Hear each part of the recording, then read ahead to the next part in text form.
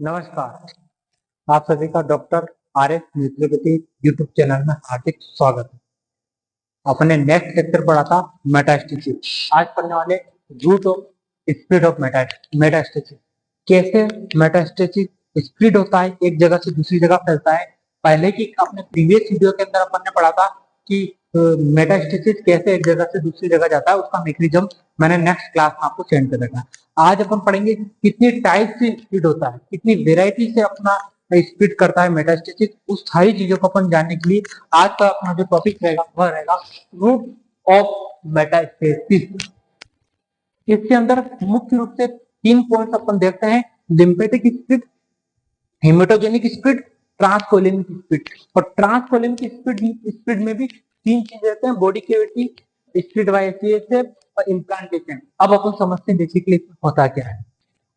Lymphatic spread है तो lymphatic spread का मतलब ये है कि जो लिम्फेटिक स्प्रेड है, जो अपना लिम्फेटिक स्प्रेड है,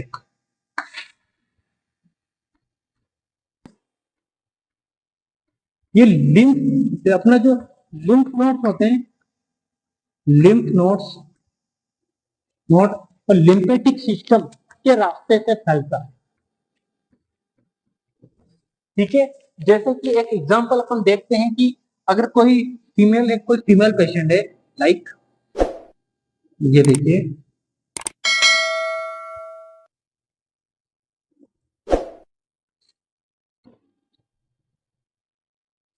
कोई फीमेल पेशेंट है और किसी कारणवश फीमेल पेशेंट के यदि ब्रेस्ट में कैंसर होता है, कैंसर ट्यूमर्स होती है, ब्रेस्ट के अंदर जो कैंसर ट्यूमर होती है, और जस्ट अपने देखेंगे कि ये जो रीजन है इसमें यहाँ पर होती है अपनी एक्सिलरी लिम्फ नोड। क्या होती है?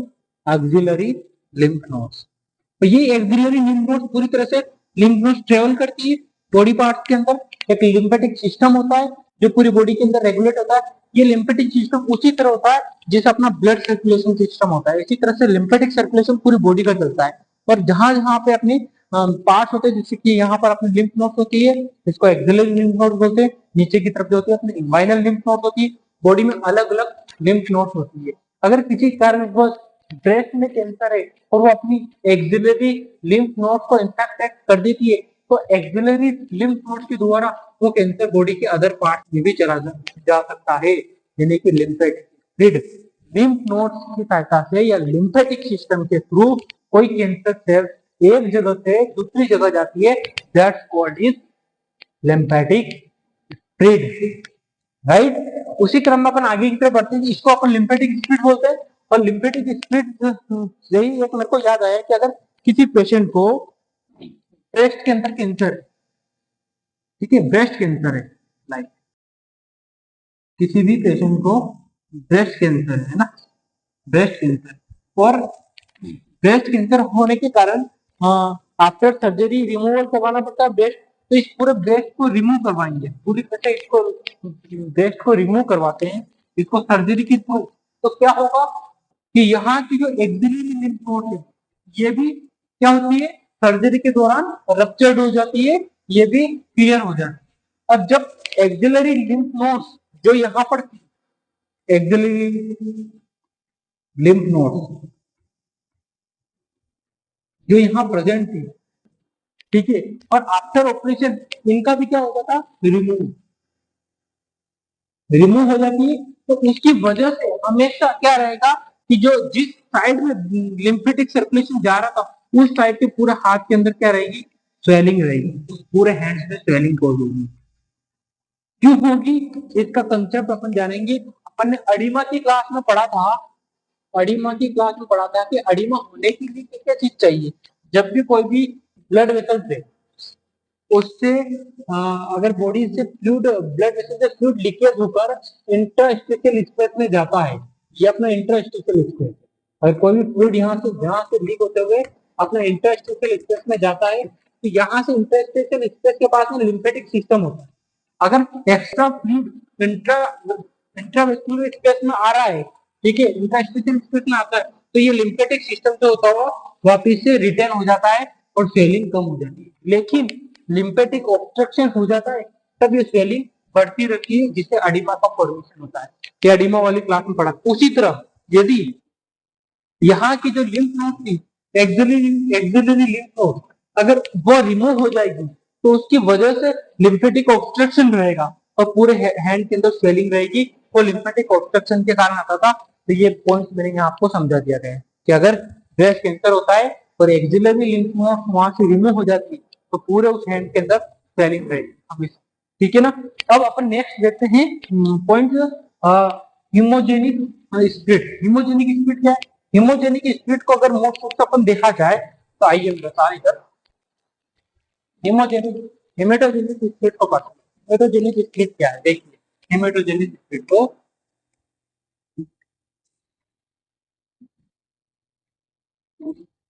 हेमेटोजेनिक स्प्लिट जो फैलता है ना वो फैलता है ब्लड वेसल्स के थ्रू। किसके थ्रू? ब्लड वेसल्स के थ्रू। ठीक है, ब्लड वेसल्स के थ्रू भी फैलता है। उसमें से जो सबसे ज्यादा फैलता है ना वो वेन्स के थ्रू बजाय आर्टरी के। अब आप मुझसे पूछोगे कि सर ऐसा क्यों? हेमेटोजेनिक स्प्लिट फैल रहा है, थ्रू ब्लड वेसल्स फैल रहा है, तो आर्टरी के बजाय वेन से ज्यादा क्यों स्प्लिट होता है? मेटास्टेसिस में वेन्स वेन्स का रोल ज्यादा क्यों है आर्टरी के बजाय? मैंने आपको मेटास्टेसिस की क्लास में बताया था कि अगर आपको याद नहीं है तो एक बार रिकॉल करवा देता हूँ कि कोई भी प्राइमरी ट्यूमर है, कोई भी प्राइमरी ट्यूमर है वो किसी टिश्यूज के अंदर डेवलप होती है। ठीक है, कि वहां से अपना एक लोकल इन्वेशन स्टार्ट करती है। ट्यूमर आगे की तरफ बढ़ने के लिए एक लोकल इन्वेशन स्टार्ट करती है। अब जो ट्यूमर कोज करते हुए किसी ब्लड वेसल्स को पेनिट्रेट करती है तो ब्लड वेसल्स के अंदर आ जाती है और फिर ब्लड वेसल्स से यही ट्यूमर के जो अंश होते हैं ये ब्लड वेसल्स के अंदर का प्लॉटिंग करके तैरने लगते हैं। और किसी दूसरे ऑर्गन, मान लो कि ये अपना लिवर था तो ये लंग्स लंग्स के पास जाकर, ये अपना पूरा लंग्स के पास, लंग्स के पास जाकर लंग्स में ये पार्टिकल जब ब्लड सर्कुलेशन थ्रू लंग्स के पास आ जाते हैं यही एक ट्यूमर का फोल्ड यहाँ पे बन जाता है, यानी सेकेंडरी ट्यूमर। Secondary tumour.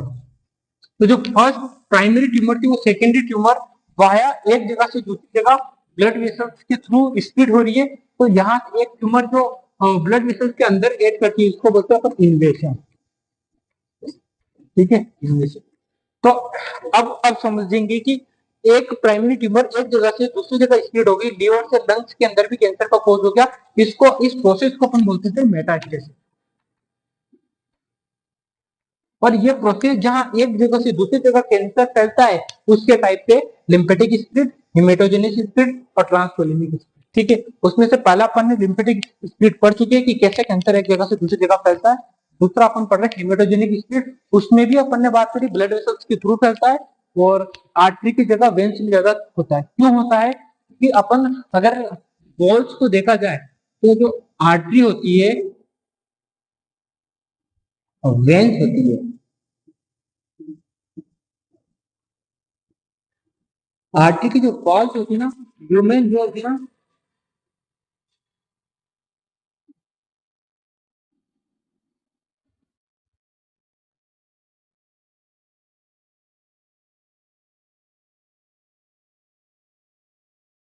ये देखो, ये है अपनी आर्टरी, ये है अपनी वेन्स। ठीक है, ये अपनी आर्टरी है और ये है अपनी वेन्स। अब आर्टरी को अपन देखेंगे तो जो आर्टरी की जो वाल होती है, जो भित्ति होती है वो मोटी होती है बजाय वेन की तुलना में। वेन की भित्ति बहुत कम, बहुत पतली होती है। इसलिए अगर कोई भी ट्यूमर बन रहा है, ठीक है, और वो लोकल इन्वेशन स्टार्ट करता है तो वो इजीली वेन्स को पेनिट्रेट कर देता है और ट्यूमर वेन्स को इजीली पेनिट्रेट कर देता है और ब्लड वेसल्स के अंदर आ जाता है। ठीक है, लेकिन आर्टरी को इजीली पेनिट्रेट नहीं कर पाता क्योंकि इसकी वॉल्स बहुत मोटी होती है। इसीलिए अपन बोलते हैं कि हेमेटोजेनिक स्प्लिट है वो आर्टरी की तुलना में वेन्स में ज्यादा होता है। ठीक है, जब भी इस वेन्स के अंदर इस ट्यूमर के पार्टिकल्स आ जाएंगे ये भी ब्लड सर्कुलेशन के अंदर फ्लो होने लगेगा और ब्लड जहां जाएगा उस पार्ट में कैंसर कोज करेगा, दैट कॉजेस हेमेटोजेनियस स्प्लिट। अब आता है अपना ट्रांसकोलिमिक स्प्लिट के ट्रांसकोलिमिक स्प्लिट क्या है? तो ट्रांसकोलिमिक स्प्लिट तीन टाइप का होता है, एक बॉडी कैविटी के थ्रू, एक स्पिरल वाया सीएसएफ के थ्रू, अब इम्प्लांटेशन थ्रू। बॉडी कैविटी के थ्रू क्या होता है? आपने बॉडी कैविटी कौन सी? पेरिटोनियल कैविटी होगी, ठीक है, पेरिटोनियल कैविटी, पेरिटोनियल कैविटी, ठीक है। पेरिकार्डियम, प्लूरल कैविटी,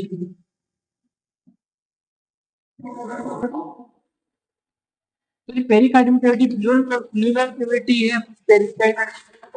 इन कैविटीज के थ्रू अगर कैंसर एक जगह से दूसरी जगह स्प्रेड होता है तो उसको बोलते हैं बॉडी कैविटी के थ्रू कैंसर एक जगह से दूसरी जगह स्प्रेड हो रहा है। पर एक स्प्रेड आता है वाया सीएसएफ। सीएसएफ क्या है? सीएसएफ बोलते हैं सेरेब्रो स्पाइनल फ्लूइड, जो कि पूरा ब्रेन और पूरी अपनी स्पाइनल कॉर्ड के अंदर फैला हुआ रहता है। सीएसएफ फ्लूइड, सीएसएफ फ्लूइड का क्या काम है? अगर किसी को स्पाइन के अंदर कैंसर है तो वो स्पाइन का कैंसर अपना सीएसएफ फ्लूइड के थ्रू कहां से, स्पाइन से ब्रेन में जा सकता है। अगर कोई भी कैंसर ब्रेन के अंदर है तो ब्रेन से कहां सकता है, स्पाइनल कॉर्ड में। तो उसका जो ट्रेवलिंग होता है वाया सीएसएफ। और एक लास्ट आता है इम्प्लांटेशन। इम्प्लांटेशन का मतलब है किसी भी सर्जरी के दौरान एक कोई ऐसा पार्ट जो कैंसरस पार्ट को अपन बॉडी से बाहर निकाल दे, लेकिन थोड़ा बहुत पार्ट अगर उसके अंदर रह गया कैंसर वाला और उसको अपने वाइबल पार्ट के साथ अटैच कर दिया जाए या फ्यूचर करके जोड़ दिया जाए तो भी कैंसर एक कैंसरस पार्ट से वाइबल पार्ट के अंदर फैल जाएगा, जिसको बोलते हैं इम्प्लांटेशन। ठीक है, ये था अपना आज टॉपिक रूट ऑफ मेटास्टेसिस। कैसे कैंसर फैलता है, उसके कितने तरीके होते हैं, कितने रास्ते होते हैं जिससे कैंसर एक जगह से दूसरी जगह फैलता है। That's called lymphatic spread, haematogenous spread और ट्रांसकोलिक। है आसान और आपके लिए आसान बनाऊंगा, बस आपका सपोर्ट चाहिए।